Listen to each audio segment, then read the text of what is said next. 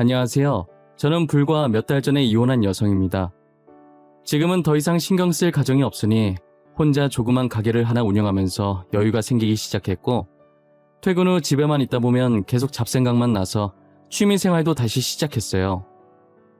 처음엔 이렇게 익명으로 사연이 올라오는 곳이 있는 줄 몰랐는데, 최근 혼자가 되고 할 것이 없어서 이것저것 보다가 우연히 여기에 올라온 사연을 듣게 된 거예요. 너무 재밌게 들어서 그 뒤로는 종종 사연을 들으며 출근 준비를 하고 있어요. 며칠 전에 들은 사연에 저와 비슷한 경험으로 이혼을 하신 분이 계시더라고요. 그래서 저도 한번 이곳에다 제가 이혼하게 된 사연을 보내볼까 하는 생각이 들게 되었죠. 저는 남들보다 결혼을 조금 늦게 한 편에 속해요.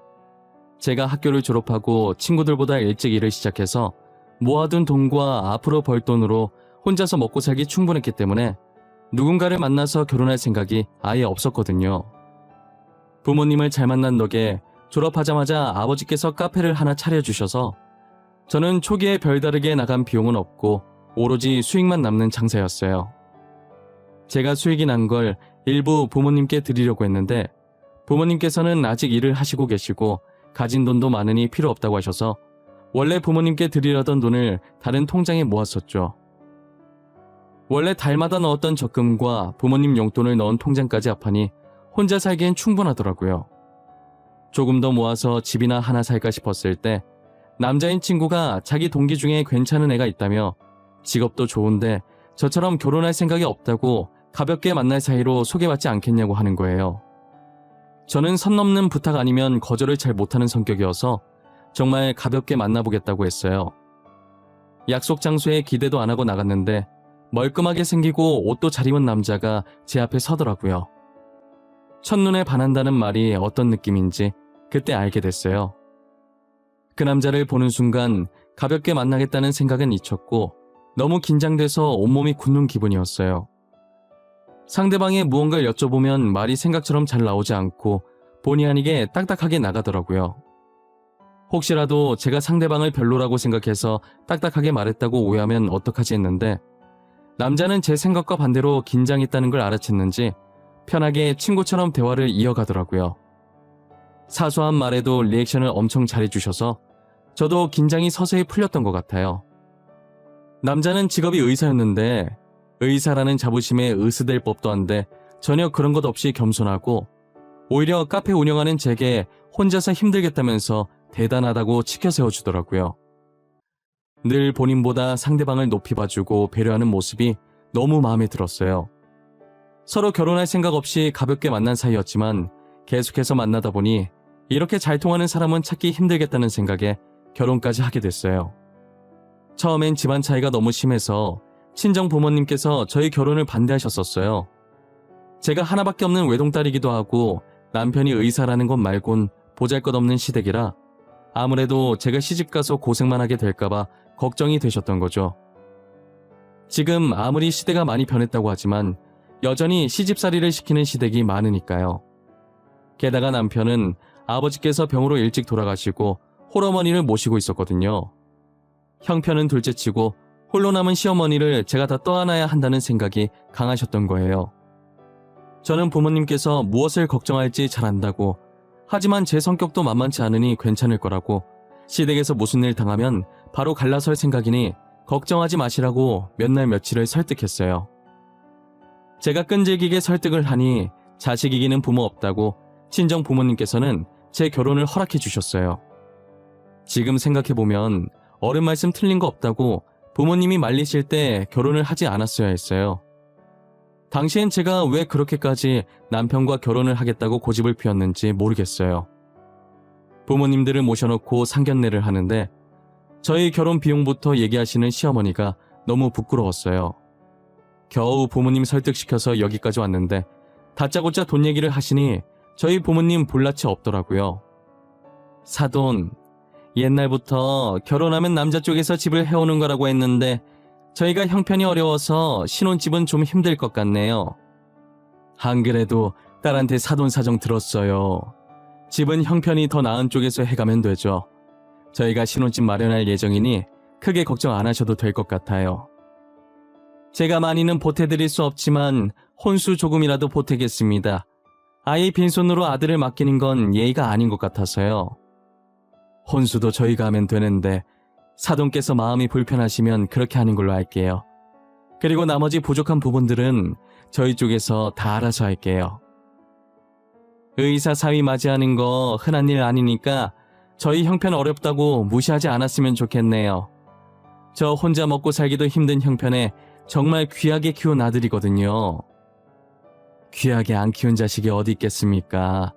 친아들처럼 생각할 테니까 걱정하지 마세요.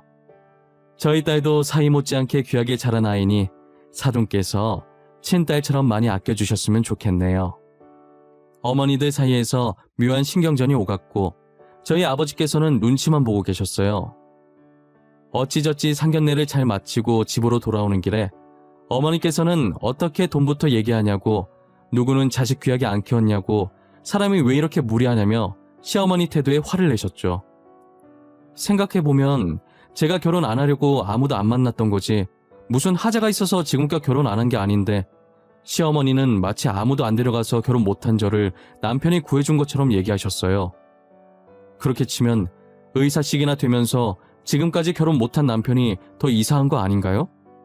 정말이지 시어머니의 언행 때문에 저도 저희 부모님도 셋 다 기분이 좋지 않은 상견례였어요. 저희 부모님께서는 시어머니를 보신 뒤로 보통 성격이 아닐 거라는 걸 예상하셨어요. 평소 돈 자랑하는 사람들을 안 좋아하시던 부모님이시지만 시어머니만큼은 신혼집으로 길을 눌러놔야겠다며 이를 갈고 계셨죠. 위치도 좋고 주변에 편의시설도 많은 8억짜리 신축 아파트를 신혼집이라고 제 명의로 사주셨어요. 이 정도까지 안 하셔도 된다고 했지만 아버지께서는 제가 시댁에서 이쁨 받아야 한다고 항상 이 집을 생각하며 시어머니께 기죽지 말고 어깨 펴고 당당하게 지내라고 하시더라고요. 부모님께서 집까지 해주는데 이렇게 시댁 눈치를 보면서 결혼을 해야 하는 걸까 수없이 고민했지만 시어머니는 제가 하기 나름이니 저는 남편 하나만 보고 결혼을 계속 진행했었죠. 저희 신혼집이 시댁이랑은 조금 멀고 친정이랑 차로 10분 거리로 가까웠어요. 아버지께서 일부러 시어머니가 저희 집에 오시지 못하게 친정과 가까운 곳에 집을 얻어다 주신 거예요. 하지만 아버지의 생각과는 다르게 시어머니께서는 신혼집을 제 집인 양 매일 같이 찾아오셨죠. 거기다 갖은 핑계를 대며 늦게까지 있다가 나중엔 집이 멀다는 핑계로 자고 갈 때가 많았어요. 시어머니를 피하려다가 졸지에 저희 집에 자고 갈 명분을 쥐어준 셈인 거죠. 일주일 중 5번을 자고 가시니 이게 분가를 한 건지 합가를 한 건지 모르겠더라고요. 게다가 제가 친정이랑 가까운 곳에 카페를 하고 있었으니 당연히 신혼집과도 가까웠고 시어머니께서는 허구한 날 친구들을 데리고 오셔서 죽치고 앉아 계셨었어요. 며느리 가게 도와준다고 사서 먹는 것도 아니고 며느리 가게니 편하게 와서 얻어먹으라고 하시면서 제게 친구분들을 한 분 한 분 소개해주면서 얼굴 기억해놓고 커피 달라고 하면 주라고 하시는 거예요. 힘든 형편에 늘 얻어먹던 시어머니가 잘난 며느리 내세워 돈 좀 있는 친구들 사이에서 기 좀 펴고 살고 싶어서 저러나 싶어서 하라는 대로 해드렸었어요. 그런데 한두 명도 아니고 매일같이 찾아와서 얻어먹고 다른 손님들 못 받게 하루 종일 카페에 죽치고 앉아있으니 제가 그 꼴을 보고 스트레스가 받는 거예요. 차라리 제 돈 내고 사 먹으면서 하루 종일 앉아있으면 아무 말도 안 하겠어요.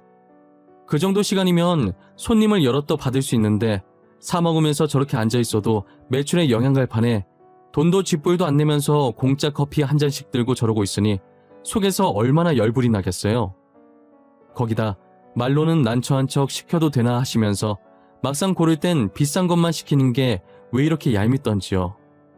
저는 3달 정도 참다가 도저히 이대로는 안 될 것 같아서 남편한테 시어머니 얘기를 했어요.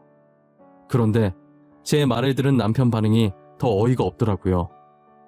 여보, 어머님 좀 어떻게 해봐. 계속 친구들 모시고 카페에 오셔서는 하루 종일 있다가 가셔.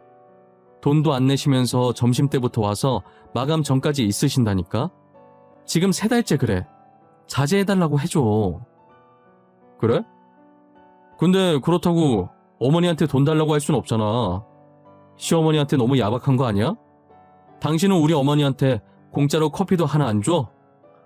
내가 지금 어머님한테 커피 공짜로 주는 게 싫어서 당신한테 뭐라 하는 거겠어?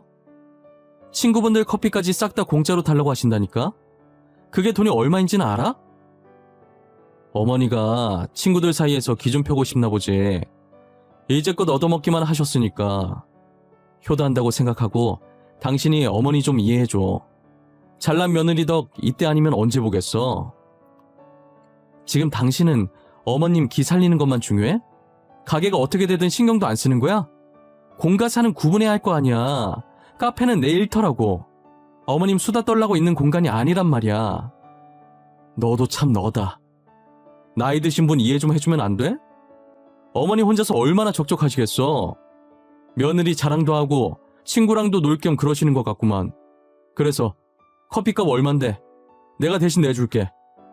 저는 단지 시어머니께 카페는 제 일터니 방문 자제해줬으면 한다고 말하고 싶었던 건데 남편은 저를 한심하다는 듯 보면서 지갑 열고 얼마 주면 되냐고 하는 게 정말 기가 차더라고요. 제가 시어머니를 상대로 쪼잔하게 고작 돈 몇 푼 가지고 이렇게 하겠냐고요. 돈도 돈이지만 하루 종일 있으면서 카페 전세라도 낸 것 마냥 어찌나 시끄럽게 하던지 손님들이 깔깔거리며 떠드는 시어머니 일행을 눈살 찌푸리며 보는 게 한두 번이 아니에요. 저희 카페가 조용하고 분위기도 좋아서 주로 학생들이 과제를 하러 자주 왔었어요. 게다가 전반적인 인테리어도 이뻐서 SNS를 즐겨 하시는 분들도 간혹 찾아오긴 했었죠. 하지만 시어머니께서 친구분들을 데리고 저희 카페에 매일 오시기 시작하신 뒤부터는 자주 오셨었던 단골 손님들의 발길이 점차 줄어들더니 이젠 아예 끊겨버렸어요. 솔직히 카페에서 돗대기 시장 마냥 시끄럽게 떠드는데 누가 오고 싶어 하겠어요. 그런데 저런 걸 다 떠나서 시어머니 이해 못하는 나쁜 며느리 보듯 하는 남편한테 너무 서운했어요. 제가 이런 얘기를 한 건 남편한테 제 편을 들어서 시어머니 욕해달라는 의도가 아니잖아요. 단지 며느리가 직접 시어머니께 말하기 어려우니 아들인 남편이 대신해서 자제해달라고 말을 전해달라는 것뿐인데 그게 그렇게 나쁜 거냐고요. 남편은 제가 아무리 말해봤자 앵무새 마냥 돈 주겠다는 말만 반복하더라고요. 더 말했다간 열불나서 제 머리가 터질 것 같길래 그냥 그만하자고 했어요. 그래도 남편이 시어머니께 자제 부탁한다고 말했는지 아예 안 오시는 건 아니고 일주일에 3번 정도 친구들을 모시고 커피만 들고 나가시더라고요. 솔직한 심정으로는 아예 안 오셨으면 좋겠지만 카페에 안 앉아 계신 것만으로도 다행이다 싶었어요. 시어머니께서 커피만 들고 나가신 후부터는 석 달 전처럼 손님이 늘기 시작했어요. 새로운 단골도 생겼고 이전 단골 손님도 다시 제 카페에 오셨었죠. 그러다 몇 달 뒤 저희 집에서 시어머니랑 다 같이 저녁을 먹고 있는데 갑자기 시어머니께서 조그만 가게를 하나 운영하고 싶으시다는 거예요. 우리 형편에 이런 말 해도 될지 모르겠는데 내가 집에만 있으려니 너무 심심하더라고. 그래서 말인데 새아가처럼 조그만 가게를 하나 하면 어떨까 싶어서 말이야. 갑자기 무슨 가게? 하긴 어머니 나이면 아직은 창창하죠. 그래서 생각해둔 건 있어요? 생각해둔 거 있으시면 어머니 가게 하나 차려드리려고요. 가게를 차려드린다니? 당신 돈이 어디 있어서 가게를 차려드리겠대? 나 몰래 따로 어머니 가게 차려줄 돈까지 모으고 있었던 거야? 아니, 당신 돈이랑 내 돈이랑 합쳐서 해주면 되지. 당신 모아둔 돈 없어? 어머니 그동안 남 밑에서 일하느라 고생하셨는데 이 정도는 해드려야지. 아니 잠시만. 당신 잠깐 안방에서 나 좀 봐. 내가 돈 보탠다고 한 적도 없잖아. 왜 내 상의도 없이 당신 마음대로 덜컥 해드린다고 그래? 나는 돈 못 줘. 우리 어머니 그동안 고생만 하셨는데 그 정도도 못 해주는 거야? 아, 그럼 어쩔 수 없이 우리 본가 팔고 가게 하나 해야겠네. 아니, 당신 키우느라 고생하신 건데 당신이 알아서 가게 차려줘야지. 그리고 시댁 팔면 어머니는 어디서 살라는 거야? 설마 우리 집에서 모시자고 하는 건 아니지? 집 팔면 당장 주무실 곳도 없는데 당연히 우리가 모셔야지. 우리 집에서 못 모실 건 뭐야? 혼자 남은 늙은이 불쌍하지도 않아? 나는 싫어. 그렇게 불쌍하면 당신이 나가서 모시고 살아. 나는 여기서 혼자 살 거니까. 나는 절대 안 된다고 했어. 어? 진짜 안 돼. 어머니 집 팔 거면 그 돈으로 둘이서 나가 살아. 저는 남편한테 시어머니를 모시는 것에 대해 완강하게 안 된다는 의사표시를 했지만 남편은 제 말을 싸그리 무시하고 시어머니의 짐을 챙겨 저희 집으로 모셨더라고요. 한두 번도 아니고 제 말을 듣는 척도 안 하고 마음대로 행동하는 남편한테 너무 화가 났어요. 이런 말은 진짜 안 하려고 했지만 돈도 쥐뿔도 없는 집만 받아줬더니 자기들 주제도 모르고 계속 저를 무시하는 태도가 정말 마음에 안 들더라고요. 거실에 쌓여있는 시어머니의 짐을 보는 순간 얼마나 짜증이 났는지 몰라요. 시댁을 팔러 간 건지 아니면 이미 팔고 가게를 계약하러 간 건지 둘은 짐만 놔두고 다시 나가더라고요. 저는 그 둘이 나간 틈을 타서 남편 짐을 미친 듯이 싸서 시어머니 짐과 함께 밖에 내놨어요. 그리고 제가 필요한 짐들만 조금 싸들고 집 비밀번호를 바꾼 뒤 친정으로 도망가 버렸어요. 카페에 찾아올까봐 한동안 개인 사정으로 문을 못 연다고 입구에 붙여놓고 출근도 하지 않았어요. 저는 남편이 다니던 병원에 합의 이혼 서류를 보냈는데 남편은 절대 이혼 안 해줄 거라고 버티더라고요. 언제까지 버티나 보자 싶어서 합의 이혼서를 하루도 빠짐없이 계속 남편 병원에 보냈어요. 남편을 소개시켜준 친구가 같은 병원에 근무 중이라 대충 상황 설명하고 남편 근황을 들어보니 자기에게 이혼 서류가 배송되면 그 자리에서 찢어버린다고 하더라고요. 그게 네가 보낸 이혼 서류였어? 난 우편 배송 오면 계속 찍길래 저주 편지라도 받는 줄 알았지. 근데 생각해보면 이혼 서류도 저주 편지만큼 두렵긴 하네. 제발 네 동기한테 이혼 서류에 도장 좀 찍어달라고 전해줘라. 하루라도 빨리 끝내고 싶으니까. 진짜 징글징글하다. 한 달이야, 한 달. 내가 진짜 미안하다. 괜히 그런 놈 소개시켜줘서는. 결혼 얘기 오가던 여자들이랑 왜 이렇게 헤어지나 했더니 다 이유가 있었구만. 뭐? 그게 무슨 말이야? 너 나한텐 결혼할 마음 없던 사람이라고 소개시켜줬잖아. 너 아는 거 있으면 다 말해라. 거짓말할 생각하지 말고. 아니 그게 나는 걔가 결혼할 마음 없는데 여자가 계속 결혼하자고 해서 헤어졌다길래 진짜 결혼할 마음 없는 애인 줄 알았지. 근데 네 말 들어보니까 그놈이 여자한테 차인 것 같네. 저는 그동안 남편이 왜 결혼을 못했는지 친구 말을 듣고 나서야 알 것 같더라고요. 이제껏 남편은 결혼을 안 한 게 아니라 시어머니 때문에 못한 거였어요. 저희 상견례 날만 생각해봐도 그동안 어땠을지 견적이 딱 나오지 않나요? 매번 결혼하려고 할 때마다 상견례 자리에서 시어머니 태도 때문에 파혼당하고 괜히 자존심 때문에 친구들한테는 자기가 결혼 안 하고 싶어서 헤어졌다고 변명했을 게 뻔했어요. 제가 다른 여자들보다 멍청해서 남편만 보고 결혼을 결심한 것이었고요. 저는 친구 말을 들어도 친구의 탓으로 돌릴 수가 없었어요. 상견례 때 시어머니의 태도를 보고도 남편과의 결혼을 한 건 온전히 저의 선택이었으니까요. 다 제가 멍청한 탓에 일찍 눈치채지 못하고 이 사단까지 벌어지게 된 거예요.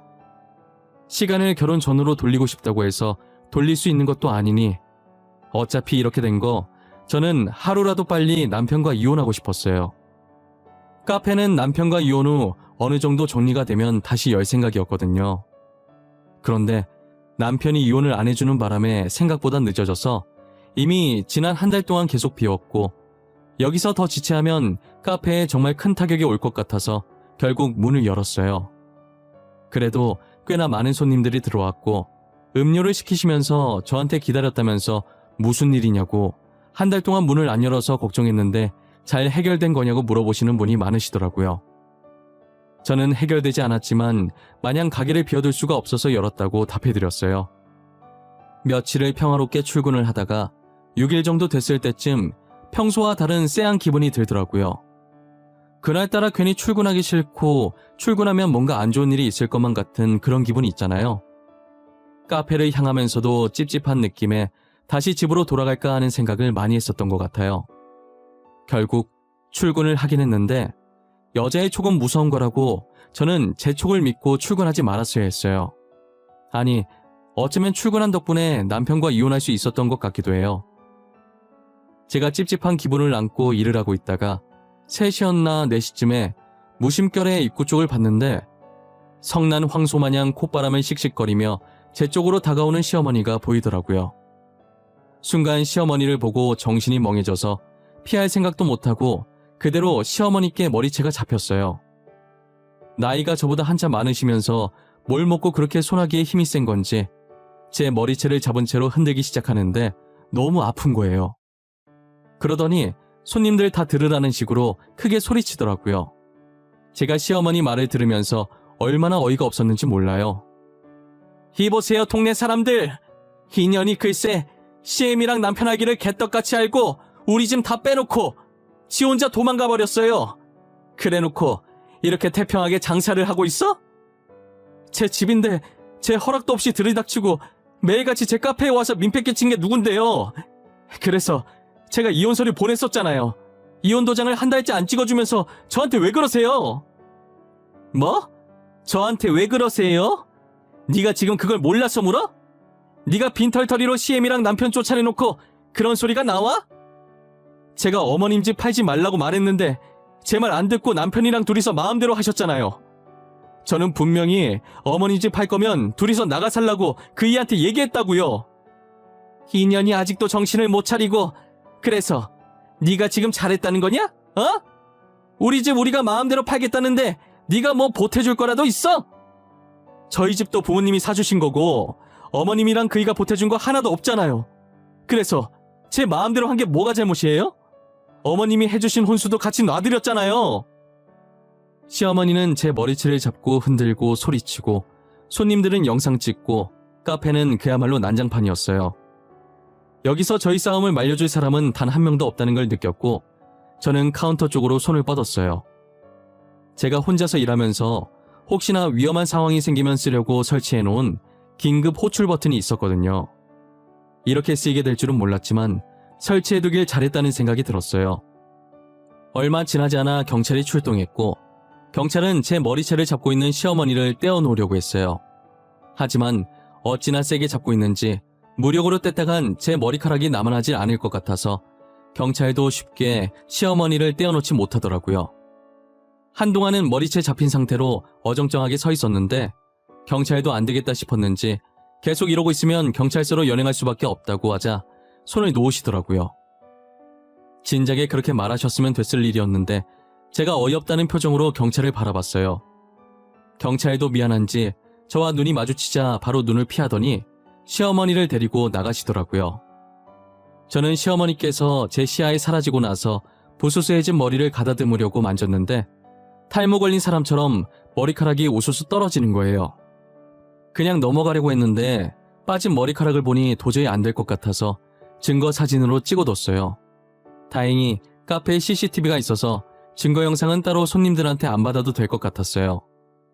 저는 시어머니의 행패를 빌미로 남편에게 이혼 소송을 걸어서 위자료를 받았고 시어머니께서는 제게 폭행한 죄로 벌금을 물고 치료비와 정신적 손해배상도 받아냈어요. 그리고 카페는 험한 꼴을 보여서 더 이상 운영하고 싶지가 않더라고요. 그래서 신혼집 판 돈으로 다른 동네에 집을 얻어서 그 근처에서 가게를 하나 차렸어요. 시댁은 가게 하나 낼 거라고 집까지 팔았는데 제게 위자료 주고 나서 돈이 없으니 가게는 물 건너갔죠. 남은 돈이 아예 없지 싶은데 과연 두 사람이 발 뻗고 살 집을 구할 수 있으려나 모르겠어요. 아마도 잘난 의사 아들내미가 어떻게든 먹여 살리겠죠. 결혼 생활하면서 그렇게 아끼던 하나밖에 없는 어머니를 굶기기라도 하겠어요? 물론 이제 저와 아무 상관없는 사람들이라 제할 바가 아니지만요. 그들 인생은 그들이 알아서 하는 거니 더 이상 걱정 따윈 하지 않으려고요. 저는 비록 이혼녀 딱지를 달고 다니게 됐지만 그래도 이것도 경험이라고 생각해요. 비혼주의였던 제가 언제 결혼과 이혼을 경험해보겠어요. 짧은 결혼 생활이었지만 또 한 번 인생이란 게 무엇인지 배웠다고 긍정적인 마음으로 살아가려고요. 어릴 때 제가 꿈꾸던 결혼 생활은 아니었지만 그래도 이번 일로 인해서 인생이 결코 제 입맛대로 쉽게 가지 않는다는 것은 누구보다 확실히 알게 된 것 같아요. 그래서 전 남편과 전 시어머니께 고맙다고 전해드리고 싶네요. 저는 교훈을 얻고 더 열심히 이 세상을 살아가 보려고 해요. 또한 제 인생의 하락선은 여기서 끝이길 바라고요. 이런 경험은 한 번이면 좋게요. 두 번 다시는 경험해보고 싶지 않아요. 저는 이혼녀 혹은 돌싱이라고 불리긴 하지만 절대 창피하지 않아요. 제가 잘못해서 이혼을 당했다면 그때는 제 자신에게 떳떳하지 못하고 창피했을 것 같네요. 그런데 얼마 전 제가 이사간 동네를 어떻게 아셨는지 전 시어머니께서 제 가게에 찾아오셨더라고요. 그러더니 손을 올리시려고 하길래 또 머리채 잡으시려고 하는 줄 알고 제가 제 머리카락을 붙잡았어요. 전 시어머니께서는 제 행동에 움찔하시더니 제 손을 끌어와서는 꼭 잡으시더라고요. 아가, 그동안 너한테 한 행동에 대해 깊이 반성했다. 그리고 우리 아들도 반성 많이 했어. 그러니 너가 한 번만 용서해주면 안 되겠니? 우리 다시 잘해보자, 응? 이제 와서 저한테 이러셔도 소용없어요. 저 다시 잘해볼 생각 전혀 없어요. 용서는 해드릴게요. 어머님 편하시라고 용서해드리는 거 아니고 나중에 제가 후회할까봐 저 좋자고 용서하는 거예요. 우리가 정말 잘못했다. 그래도 잘 생각해봐. 언제든 네 연락 올 때까지 기다리고 있으마. 우리 아들이 계속 너만 찾고 있어. 병원도 안 나가고. 우리 아들 좀 살려줘, 응? 죄송해요. 제 연락 기다리지 마세요. 저한테 몇 번을 말씀하셔도 제 대답은 변함이 없어요. 저는 남편과 다시 잘해볼 생각이 눈꼽만큼도 없어요. 그러니까 기대 같은 건 하지 마세요. 전 시어머니께서는 애처로운 눈빛으로 저를 계속 쳐다보셨었어요. 하지만 제가 잡혀있던 손을 빼고 눈을 피하자 힘없는 걸음으로 나가시더라고요. 막상 전 시어머니의 몰골을 보니 마음이 약해지는 거예요. 그래서 제가 당했던 수모들을 다시금 곱씹고 강하게 대응하느라 힘들었어요. 전 시어머니의 말씀이 사실인가 싶어서 친구한테 연락했더니 제가 들은 말대로 저와 이혼하고 나서 어딘가 나사가 하나 빠진 사람처럼 지내다가 결국 퇴사하고 그 뒤로는 연락이 안 된다고 하더라고요. 그러게 같이 살 때 잘하지 이제 와서 저러면 무슨 소용이 있나 싶어요. 제 성격을 잘 아는 친구는 마음 약해지지 말라고 똑같은 일 또 겪고 싶지 않으면 그 사람들 신경 쓰지 말고 제 인생을 찾으라면서 저를 더 단단하게 만들어줬어요. 저는 친구 덕분에 흔들리지 않고 혼자서 씩씩하게 잘 지내고 있어요. 가게 운영하면서 잡생각할 틈을 안 주려고 취미생활까지 하기 시작했어요. 쉴 틈 없이 생활하다 보니 정말 아무 생각도 안 들어요. 그렇게 제 기억에서 아픈 과거는 쫓아내버리려고요. 제 사연은 여기까지입니다. 이걸 보시는 여러분들 앞에는 꼭 행복만 가득하셨으면 해요. 늘 건강하시고 어떤 일에도 흔들리지 않는 단단한 사람이 되시길 바랍니다. 지금까지 제 사연 들어주셔서 감사합니다.